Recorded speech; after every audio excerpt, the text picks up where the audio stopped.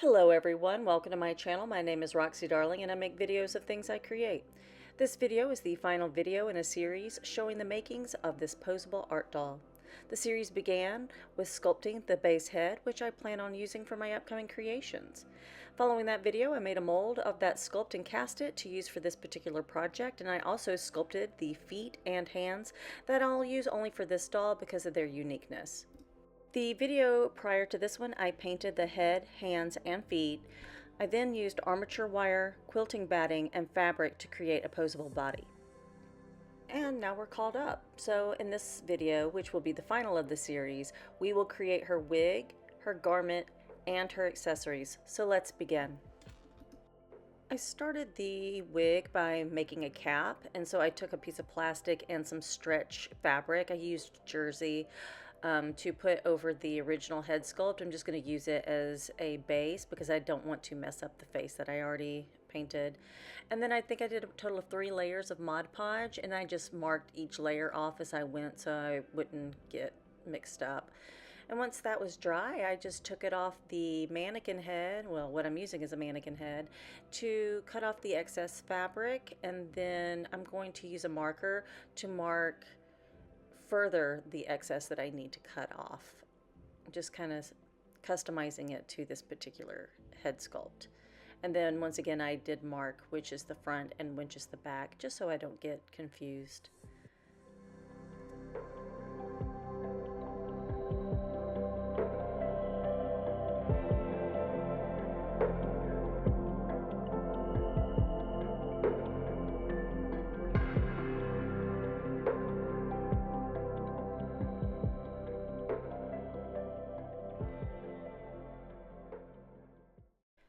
And now to start creating the yarn wig wefts. I did take each little bit of yarn and knot it onto a chopstick, and then I went through each little knotted bundle and I separated it. Most people don't do that, but I found it was easier for me to do before I started combing it all out with a pet brush. You don't have to do that. Most people just go right for it and have no issues, but I was having a little bit of an issue. So you do you. Once all the yarn was combed out, I grabbed a mini hair straightener and just straightened out the yarn a little bit further so it would have more of a silky texture to it. I did this with 3 different colors, light, a mixture, and kind of a darker blue. Once all the fibers were straightened, I began to make the wefts. I cut the fibers off the chopstick and grabbed a silicone mat and then just laid them down onto some craft glue, and then made sure to kind of brush the craft glue into the in-betweens of the fibers so they don't fall out. I took a marker and marked the areas that I was going to lay down the different colors for the wig wefts, and I began by establishing the part. I did the very little bit in the front for the bangs, and then glued down the wefts one way, and once it dried, folded them over, and then pressed them down with a bit of plastic, and let them like dry overnight like that, so I would have like a pretty pressed and firm part to the wig.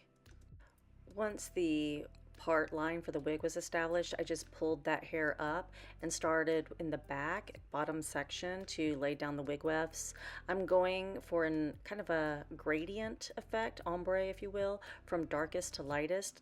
So I'm starting with my darker color and going all around the back, and then slowly going towards the front. And then once that's done and filling up that section, oh, I am going to do the bangs the pale blue color.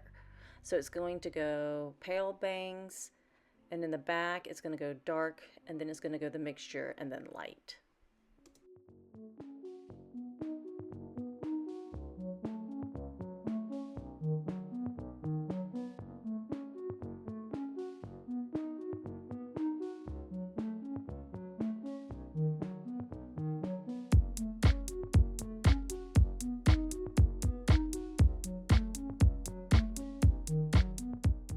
Once all the wefts are attached, I'm going to put her to the side and start working on the garment. This started off as a cape made out of some like sheer fabric. I think it's an old curtain, and it's a circular pattern with a flat area where it's going to attach to the body. I pinned it to the doll just to check the length and everything, and it was looking good. So it was time to start figuring out what materials I was going to use to decorate the cape. I found a bag of blue ribbon and laid everything out, and then I went through all my sequins and all of my beads to figure out what I wanted to use. And these sequins I used in my hydrangea doll video, so if you want to check that out. I also pulled out my stash of beads. I have a lot of beads because the bead store near my house went out of business, which was sad, but they had really great sales. I also grabbed some appliques that I had planned to use for a previous project, but now I'm going to use it on this one. And I just sat there and laid everything out just to get an idea of how I wanted this to look when it was finished, because I just have an idea in my head. I don't really sketch stuff out, which I guess I should, but I do better just laying stuff out.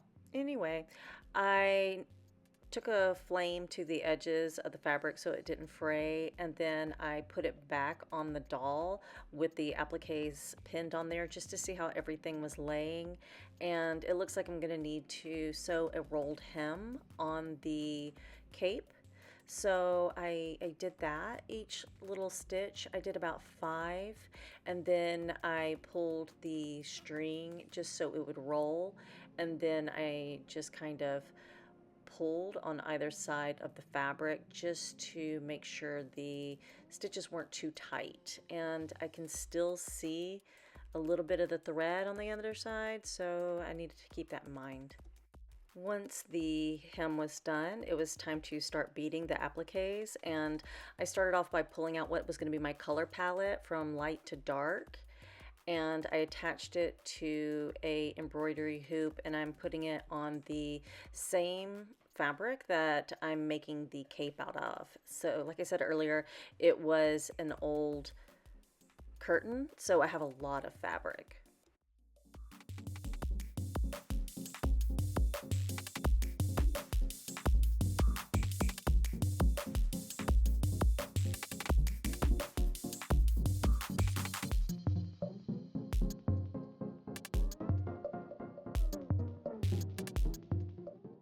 This process is very time consuming, so if you end up wanting to do bead work, just know it's going to take a while. I listened to a lot of audiobooks and watched other artists make stuff on YouTube because this took 2 weeks. I did strain my eyes and have a couple of headaches, so yeah, heads up on that if you decide to do something like this as well.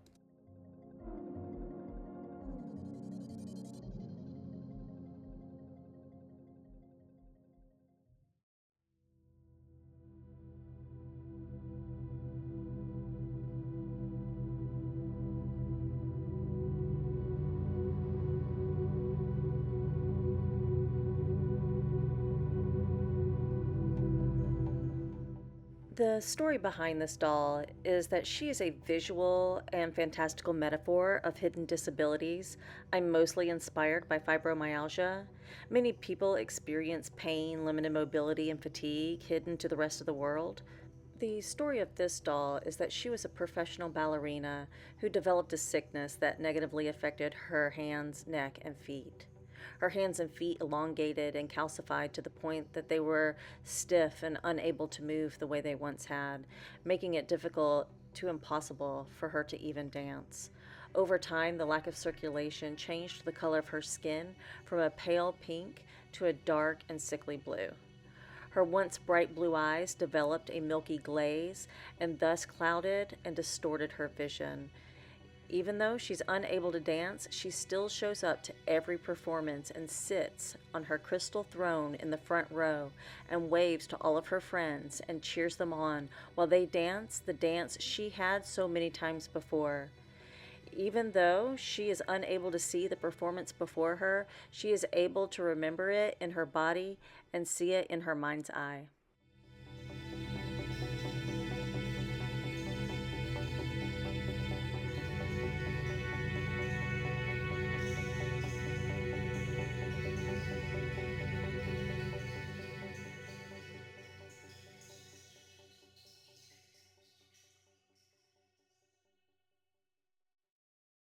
Once all the appliques had been beaded, it was time to attach them to the cape.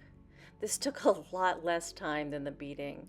I'm just kind of tacking them down and leaving about an inch between each little bit. And I'm now realizing I have a lot more of this cape space I need to fill up. So I just did some sketches of some simple designs to see what was going to look best. And I was just going to replicate the simple design, I think 4 times, and then a separate design for the middle.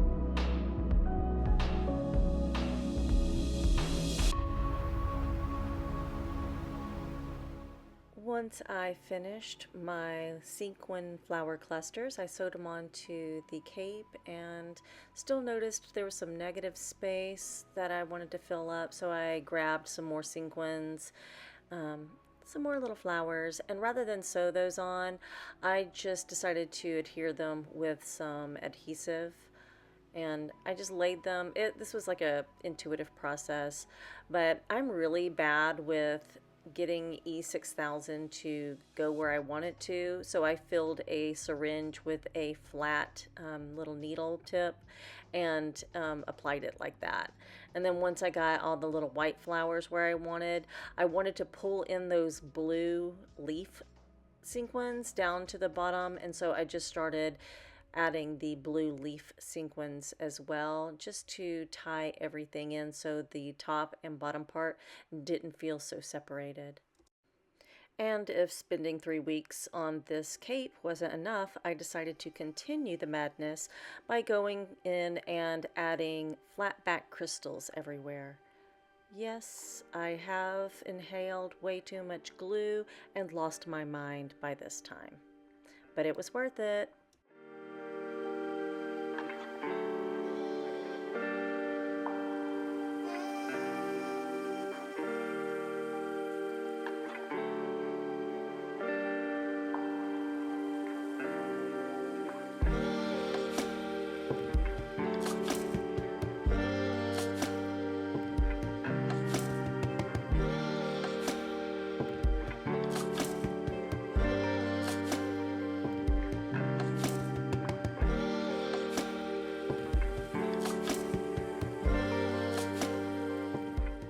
Also wanted to add a little bit of height and texture to the design by adding some flowers made out of ribbon.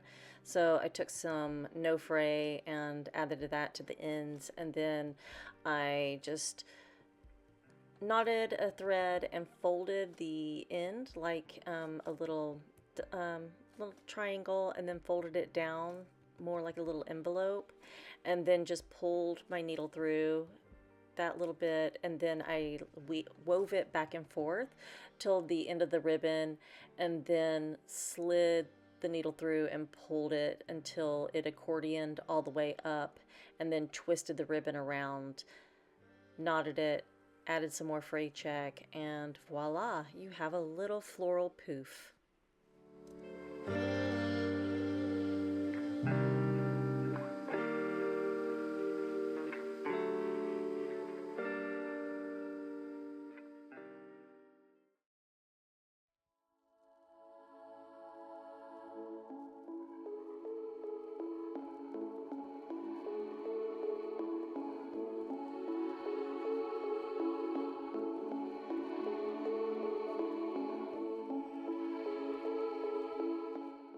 Once the poofs were added, I realized I needed to add a lining, and so I grabbed some satin, cut out the same shape, burnt the edges, sewed them together, and then attached them at the top where I had gathered everything up in a few pleats.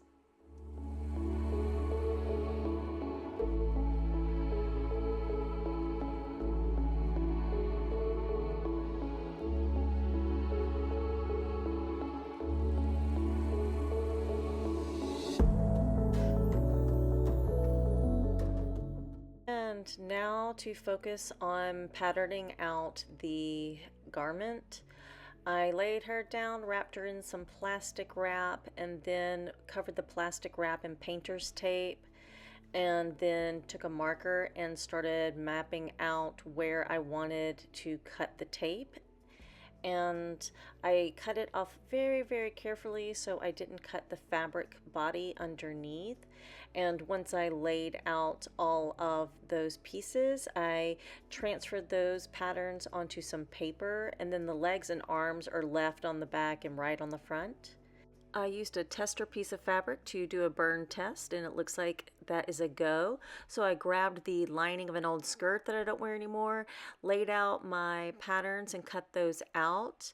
And then before I started doing anything else, I made sure to burn all the edges.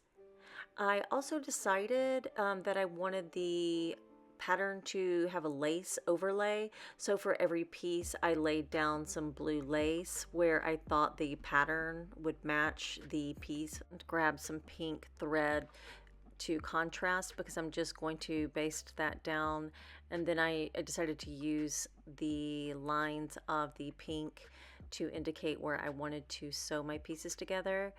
For the legs, I did decide to sew down one edge and make like a little tube, and then slide them up the leg of the doll and attach them to the body. For the rest of the garment, I will adhere it to the body while it's on the piece because it just seemed easier. I don't know, I've never made a jumpsuit before, I'm gonna be honest, so I just made it on the doll.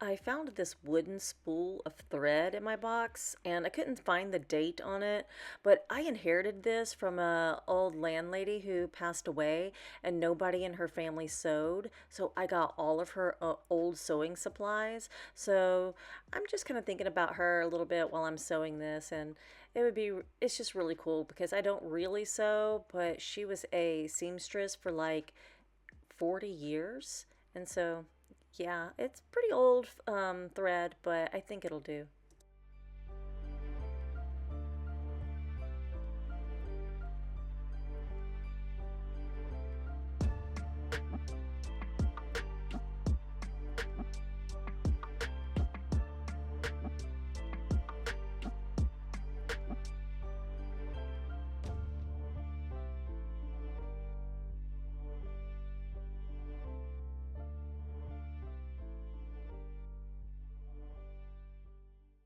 I am going to sew the bottom parts of the little panty area to the fabric of the legs and not the body because I don't want it to impede any of the movement.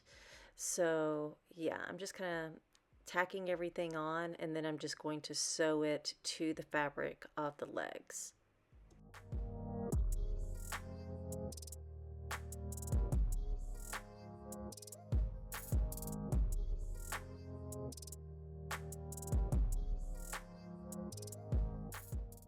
here I'm sewing on the back of the top, and you can see the arm sleeves on there. Ignore that because I had to take them off, because that's when I realized that this could not be a cape and it needed to be a little waist skirt, open front skirt. I don't know the name of it. I needed to do that because the weight of the appliques changed how it laid on the fabric. And so with these sleeves, I'm just sewing them down the arms because I couldn't get them over the hands otherwise. And then once that's sewn on, I'm going to slide the fabric down to where the seam is underneath the armpit area. And then I'm just going to tack it down and then start sewing the front part onto the fabric of the jumpsuit. Once again, trying to not catch any of the fabric that is the body.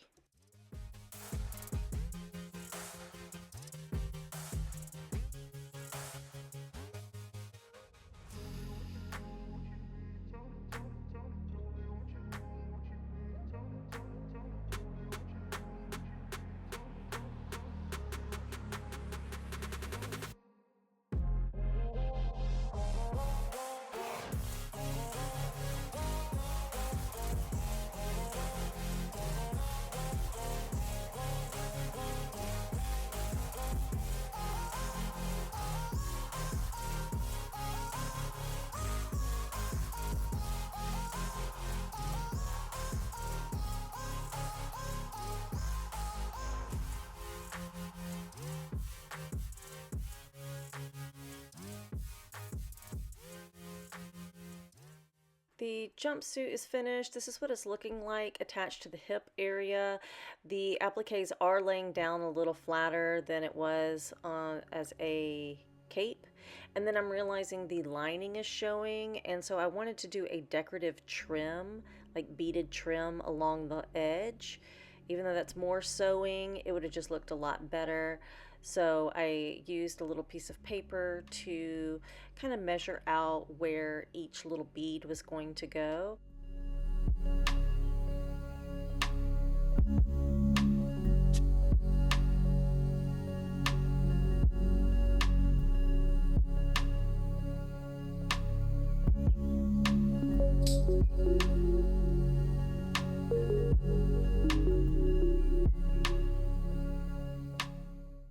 Now that the cape is completed, it's time to focus on adding some details to the jumpsuit. I'm just going to individually sew on a cluster of beads in a decorative pattern of kind of outlining the panty underwear area of the outfit. I don't know the names of these things.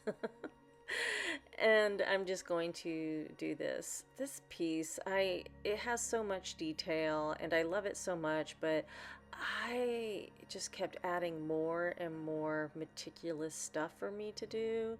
I don't know why, but here we are. I think now 4 weeks into the project.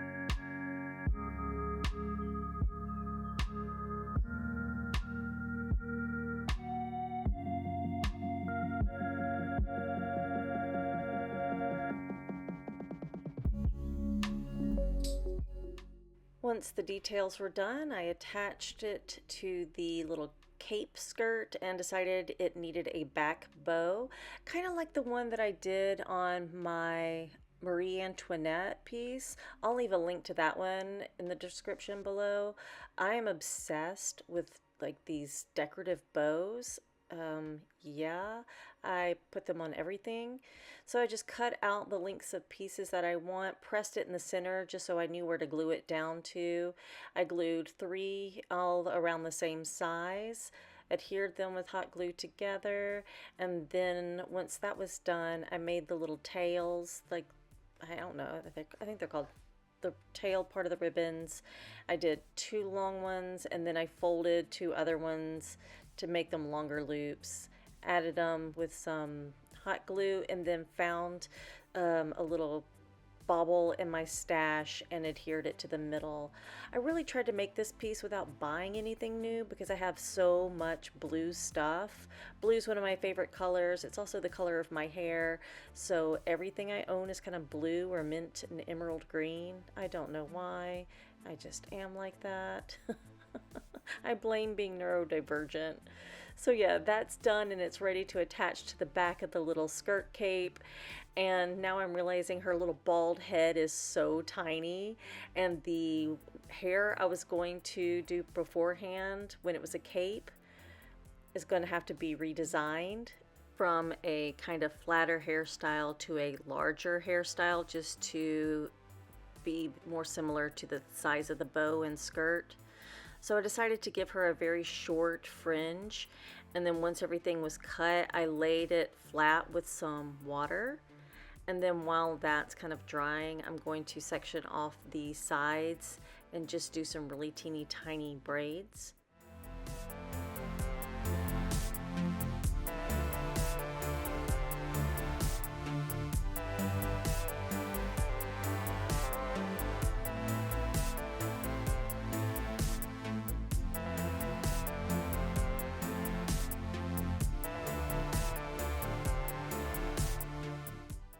When the braids and bangs were finished, I tied some net around just to press it down while it's drying.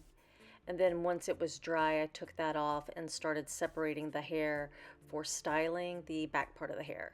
This first section is going to be what I'm calling the sleek section because I'm not going to tease it, but I'm going to start teasing these back sections so I can get some really nice height on the side, because I decided that I want the hair to kind of mimic the shape of the bow on the back of her skirt. So I'm just going to do the sides where they will come outwards and curve back around to look as much like a bow as possible.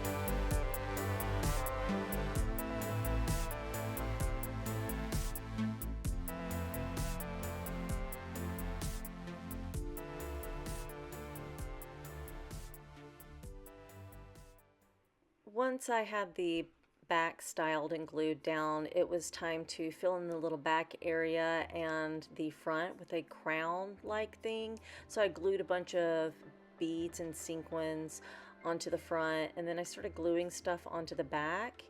And I added these little sprigs that I really liked, but I didn't like them facing down, and then I ended up tearing them off and re-gluing them on. I didn't get it on camera and I apologize, but she is finished and it is time for last looks. So here we go.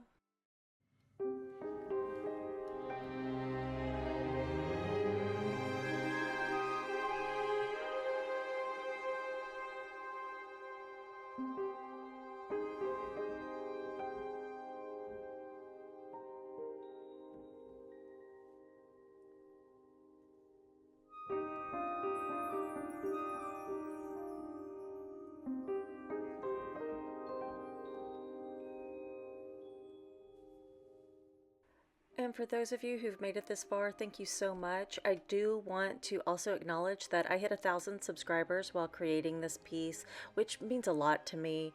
So if you're excited for what I make next and you're not subscribed already, hit the subscribe button down below. And if you liked this piece, hit the like button. And yeah, I think that's it for me. I still have some more images to show you, but I'm going to say goodbye and I will see you soon. So, goodbye.